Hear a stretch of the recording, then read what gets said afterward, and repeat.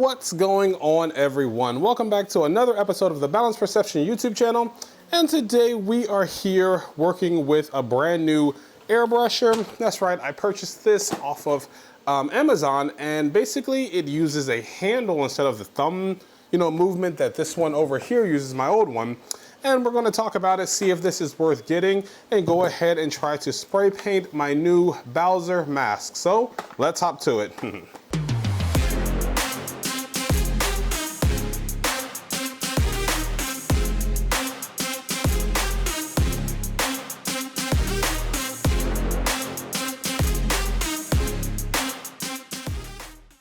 So as I said, we are going to be replacing our old master airbrusher here with a new one. I was never good at using my thumb to control the pressure and controlling basically everything that you have to do for airbrushing. The amount that was coming out, I just wasn't good at it with my thumb. So we're getting rid of this one and we're upgrading to this one right here. It features a control that allows me to use my finger instead of my thumb. See, nothing at the top here, do it like that. Hopefully this will work better, as I think I will have a little bit more control doing it this way. I've honestly been shying away from airbrushing and using spray paints and hand painting because I was not very good at that. So hopefully that will change all of this. I will be using Vallejo, Model Air. This is what I used, previously before, so I've had good results with it. I'm probably gonna have to read the instructions for how to do this one. If it is worth using, I will definitely link it for you guys. I get a feeling it is because I usually research everything that I purchase and make sure that it's actually worth purchasing. So I'm hoping to have pretty good results with this. But let me go ahead and assemble this, and then we will jump into straight spray painting. Pretty simple.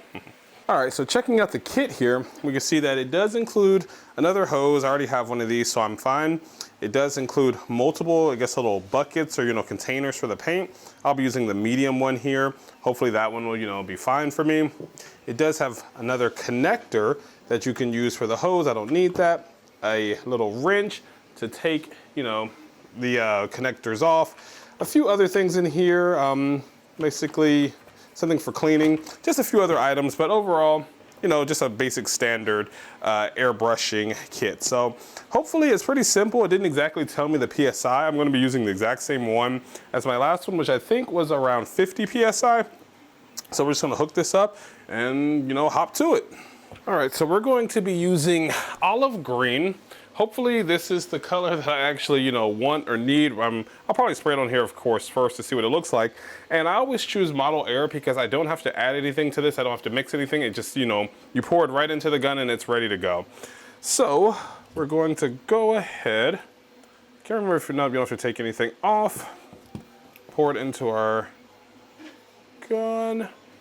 Just a few drops, because I don't know exactly how much we're going to need to airbrush, sorry, the the top here of Bowser's head. And let's just see how this goes. So first let's spray a little bit here. Is it coming out? Yes, it is. So you can see it right here. Let's see if I can get that better in view for you guys. Oh, you actually can see it. Spray a little bit up here. And so holding the trigger, just lightly holding it, actually nothing comes out. It's just air if I just hold the trigger. But basically lightly holding it, nothing's coming out. But if I pull down a little bit more, then we actually start to get color. So already I'm liking this more than I like the other one. So let's just go ahead and dive right into it. Let's see. Yeah, I can tell I'm already loving this way more. I have way more control than I did with the other, I don't know, top, I don't know what you want to call it. This is much, much better. Oh yeah, I'm definitely loving this. I don't know why I did not get this earlier. I'm able to control it a lot easier, and it's definitely nowhere near as bad as spray paint, as I can do this indoors. There's hardly any smells. Yeah, my girlfriend's not gonna kill me because I make the whole house smell like paint. Yeah, it's going very well. And I think we're actually already out of our paint. So let's add a bit more.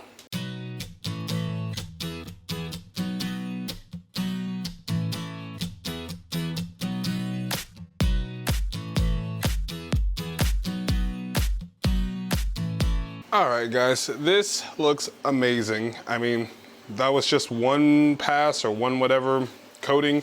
It looks absolutely phenomenal. I am loving it so far. This gun is definitely taking away a lot of the problems that I had with the other one here, because again, I'm not so good at controlling this motion, much better at doing this motion. With this gun here again, so the more you pull it, the more comes out. It's literally that simple.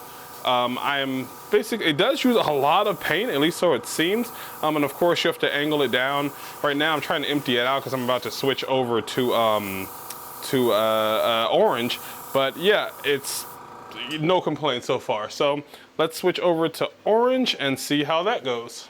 So actually, before I go ahead and swap it, we'll swap out the colors. I want to see how close or whatever we got. Oh yeah, to the base, well, not the base, but the other color, the other parts of the Bowser helmet that we're going to be painting. And hopefully you guys can see that it's right on the line, exactly where I want it to be. So there's actually a little bit, the paint is still a little bit wet, so I'm gonna let it dry for a little bit before I throw down the tape and do my color swap. Well, I'll do my color swap. Rephrase that. I will clean it and then I'll let the paint dry and then we'll do our color swap. So let's let this dry for a little bit and then we'll be switching it out. For the face part here, we're going to be using light brown, or at least I think that's the color I'm going to be using. That's the one that's closest in the kit to what I want it to be. If it is too dark, of course we can go ahead and go back and paint over it with yellow, but let's see if this is the color I actually want.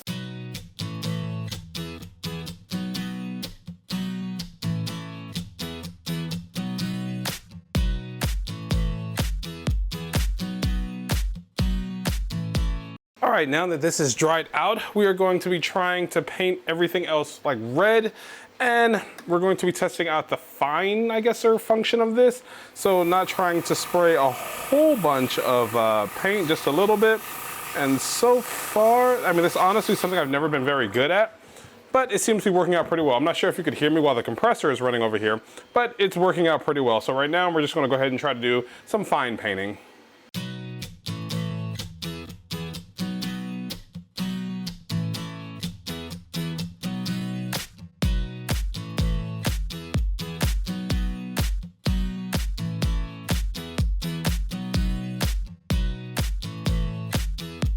All right, guys, so everything is dried and this is our final product. I absolutely love the way this thing looks.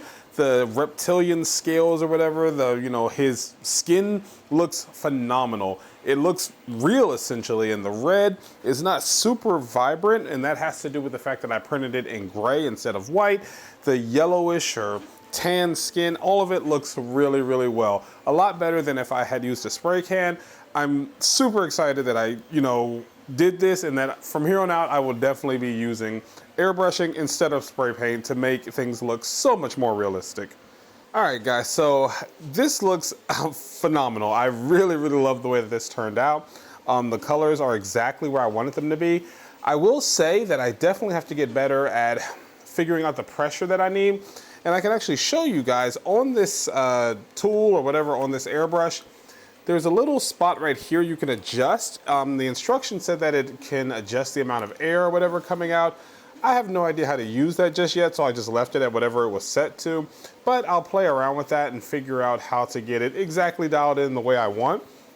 But for my first go with this tool, it's absolutely amazing. I highly recommend this, especially if you, like me, had trouble using the traditional airbrush with your thumb.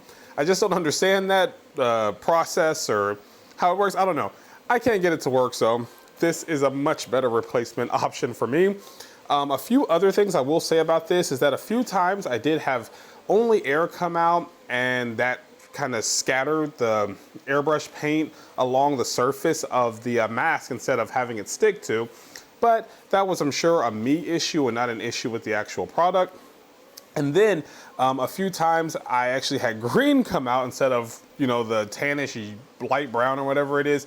And again, that's on me because I did not clean it well enough. I did clean it about 4 or 5 times when I was finished with everything. I put isopropyl alcohol in it. I used 70%, but I will be upgrading to like 90% or so. I just didn't have any on hand. I put it inside of the little paint catcher tube thing, whatever it's called, the paint bucket here.